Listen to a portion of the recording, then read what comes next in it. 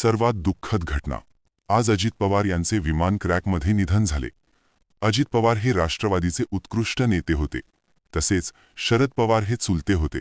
त्यामुळे ही दुःखद घटना ऐकून शरद पवार यांची पण तब्येत खालावली आहे. सुनेत्रा पवार, पार्थ पवार यांच्यावरचा दुःखाचा डोंगर कोसळला आहे. तसेच राष्ट्रवादी हा एक लोकप्रिय असलेला पक्ष होता. तो फक्त अजितदादांमुळेच होता. अजितदादांनी शेतकऱ्यांसाठी, कष्टकऱ्यांसाठी ते कधी नेहमी तत्पर असायचे. त्यांना जे त्यांच्याकडे मदतीसाठी आले त्यांना त्यांनी कधीच रिकाम्या हाताने पाठवले नाही. देव जाणे यांच्या अपघातामागे कोणाचा हात होता. देवासारखा माणसाचा कोणी घात केला असावा. राष्ट्रवादीमध्ये अजित पवारांची जागा कोणीही घेऊ शकत नाही, कारण त्यांनी खूप मेहनत करून, खूप लोकांचे बोलणे ऐकून आपली जागा नेहमी राखून ठेवली होती. कधी आपल्या नावाला डाग लागू दिला नाही. काका पुतण्याच्या नात्यात इतके प्रेम होते की ते बरेच लोकांना देखवत नव्हते. ती आज भरपूर सभेला जाणार होते, त्यामुळे त्यांच्या विमानावर घात केला असावा. 67 वर्षात त्यांनी असे काही कमावले की जे लोक 100 वर्षाचे झाले तरी कमावू शकले नाही. अजित पवारांची आपण थोडक्यात माहिती जाणून घेऊया. अजितदादाचे संपूर्ण माहिती ऐकून घेऊया. त्यांचे संपूर्ण नाव अजित अनंतराव पवार होते. त्यांना सगळे टोपण नावानेच बोलायचे, ते म्हणजे आधी अजितदादा. त्यांची जन्मतारीख 2 जुलै 1959 रोजी झाले होते, म्हणजे त्यांचे वय 67 वर्ष झाले होते. त्यांचे मूळ गाव काटेवाडी, तालुका बारामती, जिल्हा पुणे. त्यांचा राजकीय पक्ष राष्ट्रवादी काँग्रेस पार्टी होता. त्यांच्या पत्नीचे नाव सुनेत्रा पवार होते. त्यांच्या मुलाचे नाव पार्थ पवार आणि जय पवार होते. हिंदू धर्म होता. त्यांची एकूण संपत्ती 75 कोटी 48 हजार होती.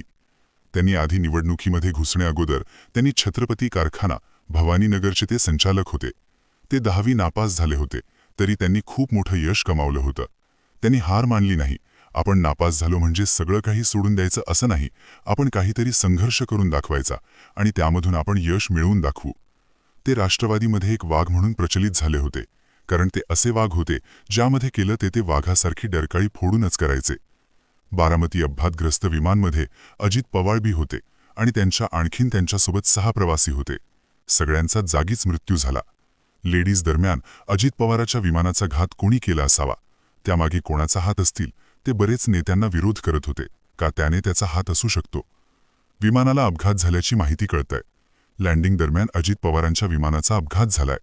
विमानातील काही जण जखमी झाल्याची माहिती कळतंय. तर बारामतीमध्ये आज सभा आहेत. दिवसभर अजित पवारांच्या 4 सभा होणार आहेत.